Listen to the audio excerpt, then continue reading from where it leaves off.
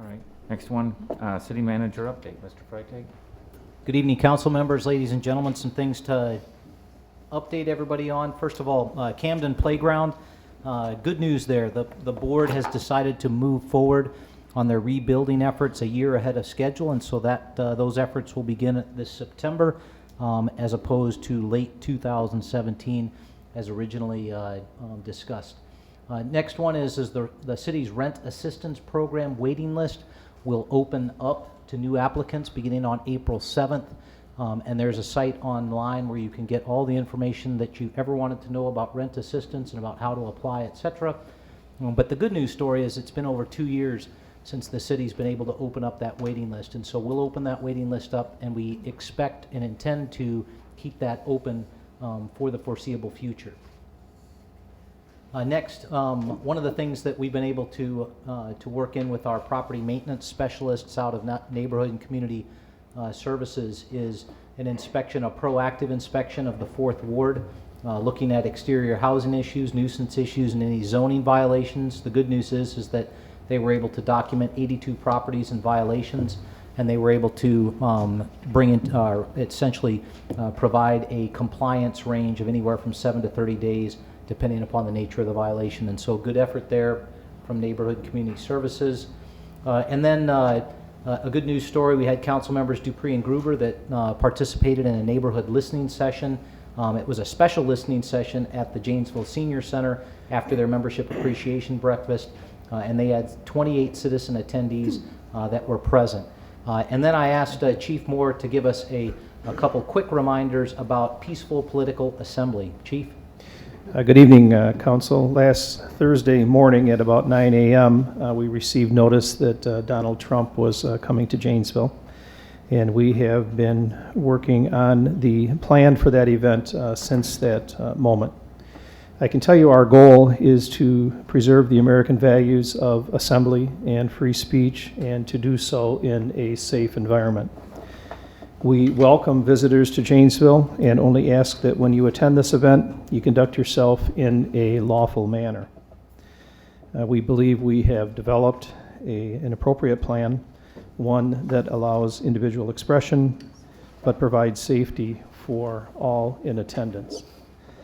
Just to give you an indication of the size of this plan, we have 102 police officers, and I have well over 300 police officers assigned to this event. Officers are assisting us from throughout southern Wisconsin, northern Illinois, and in addition we have the Fire Department, Department of Public Works, and many of our community members helping us as well for this event. So with that, I will certainly entertain any questions you may have. I may choose not to answer some of them, but certainly take the questions. Anyone have any questions? Councilmember Bob Zine. Just a quick question. When political candidates come to Janesville, who pays for events such as this as far as city funds? Yes, these political candidates, to my knowledge, have never paid for these events. We have submitted bills, but they have gone unpaid. If there's any good news is all of the other police agencies that assist us don't charge us. So that is of great value to us. That's all. Councilmember Tidwell. Yeah, I see the flyer that you've passed out here tonight. Will those be available online on the city website, that information? And will those flyers be available to distribute to people on Tuesday as they arrive or as they wish? Yes, both. There was a very similar message that was put out on Nixle earlier today. And on the Nixle, it's actually a color map instead of the black and white map that you have in front of you. But yes, we have 1,000 of those printed, and we will hand those out to attendees that arrive tomorrow. Okay. Are you getting any sleep?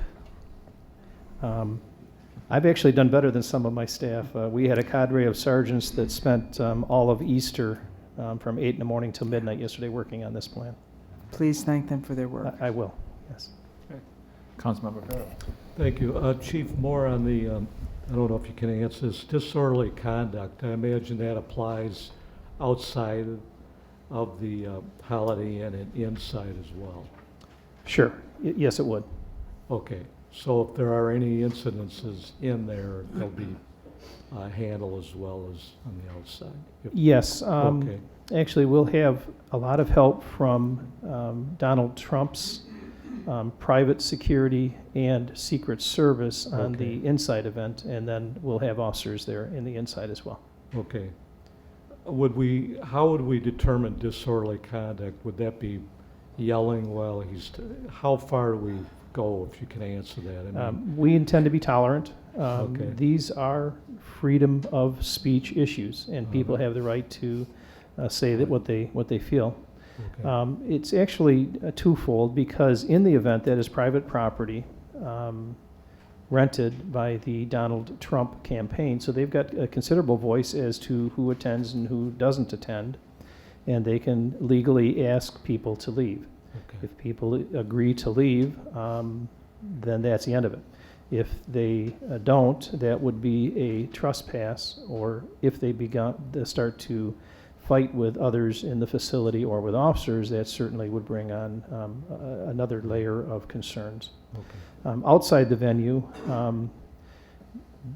we are much more tolerant with what people say, but what we will not tolerate are violations of law. We will not tolerate people threatening other people, and we will not tolerate acts of violence. Okay, thank you. Anyone else? Thank you, Dave, and your force. Good. Look forward to Sam? Mr. Liebert? Well, I just wanted to first say thank you, Chief Moore. As the Gazette reported, I've been an organizer for the planned protests outside of the event center, and I joined because this was going to happen with or without me, and I wanted to make sure that our city didn't become another Chicago from several weeks ago. And so I reached out to you and the city administration to open that dialogue. So I just wanted to say thank you to Officer Hageman for reaching out to me, and I got him in touch with the right folks. But you know, unfortunately, this is going to draw publicity, and hopefully it stays civil. And I believe in what you and your men and women will do and are capable of.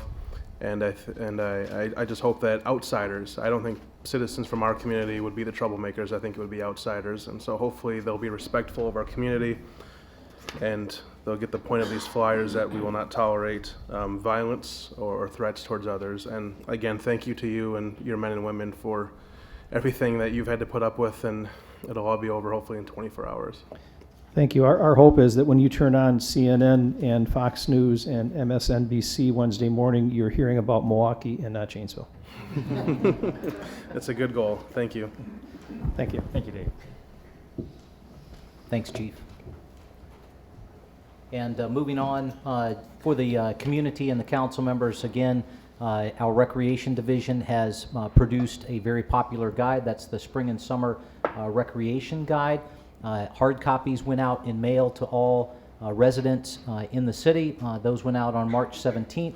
But we also have an online version, and so if you go to our website, city's website /recreation, it'll take you to the Recreation Division homepage, and right there in yellow, right up front, is the Spring and Summer Guide for 2016. So I encourage folks to check it out. It's a great document. Lots of things going online for people to do here in the community of all ages. And then lastly, if you have any questions, please reach out to Recreation Division at 755-3030 with any questions. Some upcoming events that folks should be aware of. First of all, on March 30th, we do have another one of those city council listening session, and that's with two of our council members, Councilmember Gruber, Councilmember Farrell. It will be at Echo here in the downtown from 9:15 to 10:15 a.m. March 31st, out at the Parker High School auditorium from 5 to 6 p.m. is the Austin Road Reconstruction Community Engagement Forum. And so if you're involved or interested in Austin Road reconstruction, that's your opportunity to talk with the experts, voice your concerns, raise your issues. April 4th, Coffee with a Cop at the Hedberg Public Library, going on from 9 to 11. Very successful last time around. Looking forward to another successful event. April 5th, don't forget spring election, running from 7 a.m. to 8 p.m. across the city at all of our polling sites. April 14th is the City Volunteer Appreciation Event. And we're going to do that here in City Hall for the 600 plus volunteers that help the city do the things that we do. We want to take some time to recognize all of their great efforts. That will be from 4 to 5 p.m. right here in council chambers. And then on April 15th, the fire department is holding its graduation and promotion ceremony at the Janesville Performing Arts Center, and that's from 1 to 2 p.m. And then lastly, I encourage folks to stay connected to the City of Janesville. Lots of ways to get information online or via TV. You can go to Park Place Views and tune in to JATV Charter Channel 994. This month in April, we're going to have Mike Payne, our city engineer, talking specifically about the construction program for the rest of the summer. You can visit us on our website, subscribe to email blasts by going to our website, giving us your email address, and we'll push information directly to you. You can like us on Facebook, follow us on Twitter, or receive emergency alerts and updates from the JPD on Nixle, and you can always come in and see us or give us a call on one of the city lines. Pending any questions, that's all I have this evening. Any questions? Thank you very much.